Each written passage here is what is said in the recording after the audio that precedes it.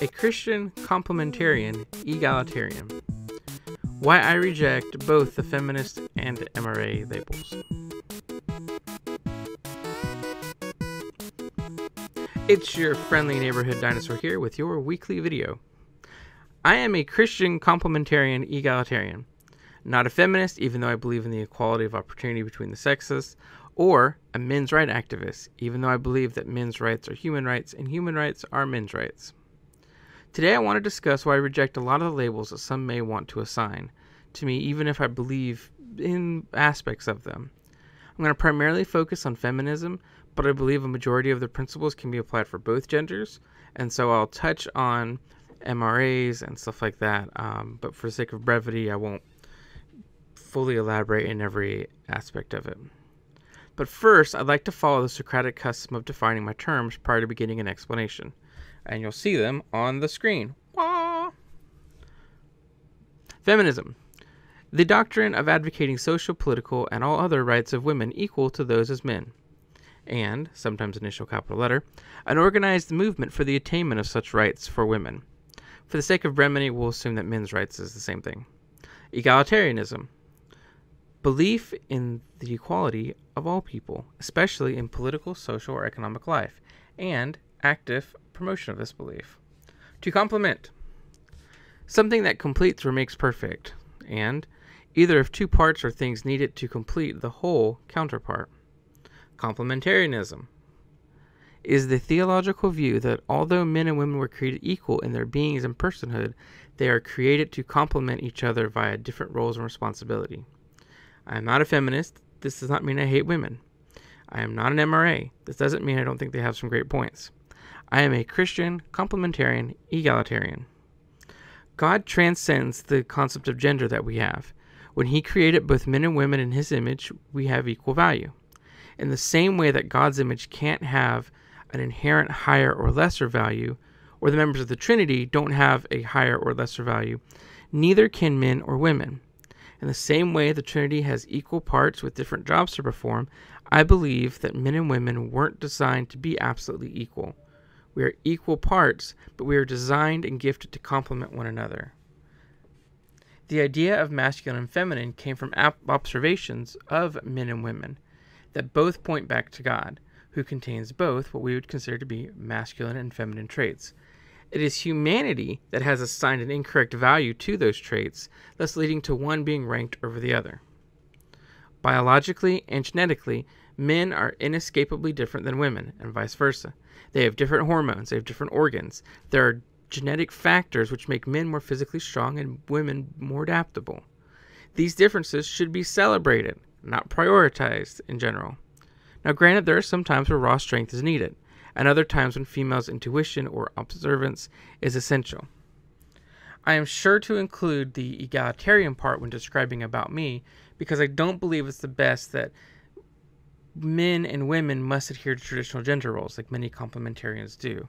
If a couple decides that it's best for there to be a stay-at-home dad and the woman to be out there working, why not do that? Why does there have to be stay-at-home moms? With that said, I don't jump on the egalitarian bandwagon completely because I do adhere to biblical orthodoxy and believe that women are not to be head pastors or elders. This does not mean that they are exclusively only able to work in children's ministries or be confined to the role of housewife, although some complementarians do believe in that.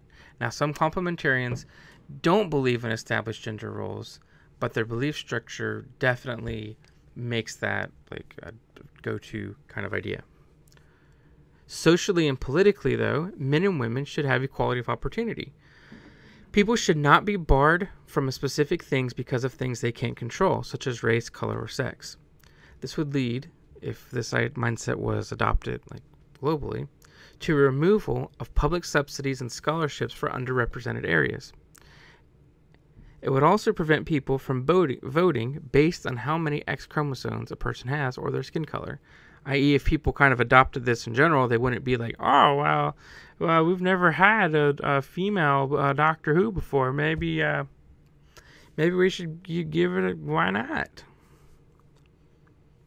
Equality promotes freedom, unlike equality of outcome, because equality of outcome doesn't give individuals opportunities to be that which they want. If it was decided that there needed to be gender parity in STEM fields, families like mine, where my mom, my sister, 5 of my 7 aunts, 4 of my 6 cousins, and myself, wouldn't be allowed to be in the teacher field. I'm not technically in the teacher field. I have a different type of job, but my degree is a Master's of Divinity in Christian Education. But how is that right or just to say, oh, well, I know you really want to be a teacher, but you can't be because we actually need you to go over here and be an engineer?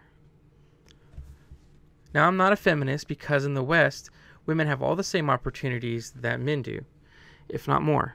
I'm not an MRA because focusing on one gender creates division and can lead to an overcompensation. I don't want to ignore the women being trafficked so we can talk about the men that are. I want to talk about the fact that human beings are being trafficked, and it needs to stop. I don't just want to stop female to male or male to female domestic violence. I want all domestic violence to be stopped. I've adapted and adopted the label of Christian Egalitarian because my egalitarian beliefs are rooted within the truths of Scripture. But I'm also Complimentarian because I believe that to ignore the God-given differences, which a pure egalitarian could do, is to miss out on the beauty of those differences. There are roles that need to be filled in life, and while I believe that men and women fall into those roles more naturally, I don't believe that it should be exclusive, that only men can be X and only women can be Y. Words have meanings, and if we change the meanings to mean different things, we lose out on the nuance. Feminism, by its dictionary definition, is about attaining the same rights for men and women. The definition has a clearly established goal, and it's one that's achievable. Simply saying that feminism is about equality between the sexes is ambiguous and leaves a lot open for interpretation. What kind of equality? Equality of outcome, equality of opportunity, equality under the law, equality in the amount of money made, in the amount of money they have in the bank. Where do we stop? And in the same way that feminism isn't egalitarians, MRAs falsely assume that privileges are rights and can oftentimes be as bad as feminists in using vague terms. So that, gentle viewer, is why I'm a Christian complementarian egalitarian. And that's pretty much it. Thanks for listening. I hope you have a great week. I'd love to hear your thoughts and see what labels you use to define yourself. The definition I use are in the links below them.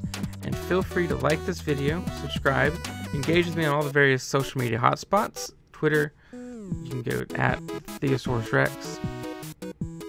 Facebook.com/TheosaurusRex. And you can talk to me on here too.